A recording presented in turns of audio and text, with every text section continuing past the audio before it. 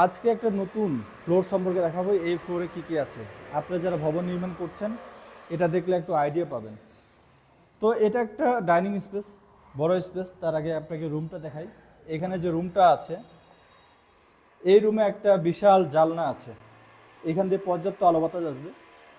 এর পাশাপাশি এইখানে একটা বেলকনি আছে, সুন্দর বেলকনি। এই বেলকনিতে পুরোটাই স্টিল দিয়ে ঢাকা হয়েছে, যেন বাইরে থেকে কেউ কোনো কারণে ভিতরে আসা যাওয়া বা এরকম না করতে পারে, কারণ বর্তমান সময়ে চোরের উপদ্রব রয়েছে, তো এটা হতেও পারে।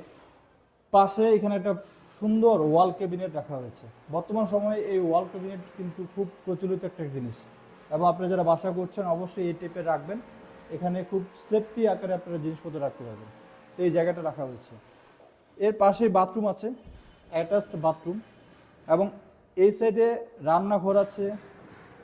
এর পাশাপাশি এর ড্রয়িং রুম আছে। এই ড্রয়িং রুমে বাচ্চারা সাধারণত এখানে সুন্দর একটা সময় পাস করতে পারবে, এবং চাইলে আপনি ওয়ালে ছোট টিভি বা বড় টিভি লাগাতে পারবেন।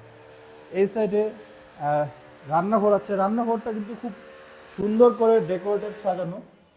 দেখুন, এখানে বেসিন বসাতে পারবেন, এখানে রান্নার চুলা থাকবে।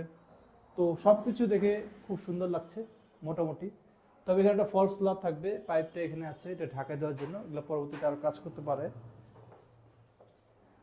তো এই পাশে আরও একটা রুম, এটা মূলত দুইটা রুম। তার সাথে এখানে একটা রাখা হয়েছে ওয়াল ক্যাবিনেট। এই জায়গাটা একটু ছোট, ওটা বড় ছিল, এবং এখানেও একটা সুন্দর বেলকনি রাখা হয়েছে।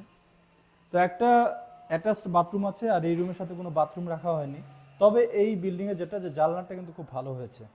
বিশেষ করে এই টাইপের জানলা দিয়ে পর্যাপ্ত আলো বাতাস আসে, এবং রুমের জন্য এটা খুবই প্রয়োজন। আর পর্যাপ্ত লাইটিং সেটিং সব কিছু তো আছেই। তো এই তো মোটামুটি এই ধরনের এই জিনিসগুলো আপনারা বর্তমান সময়ে যারা বাসা করছেন এগুলো খেয়াল রাখতে পারেন। পুরো যেহেতু একটা ফ্লোর, এখানে একটা বাথরুম, ওই পাশে একটা বাথরুম, একটার সাথে অ্যাটাচড বাথরুম, আর একটা বাইরে রাখা হয়েছে যেন যে কেউ এটা ইউজ করতে পারে।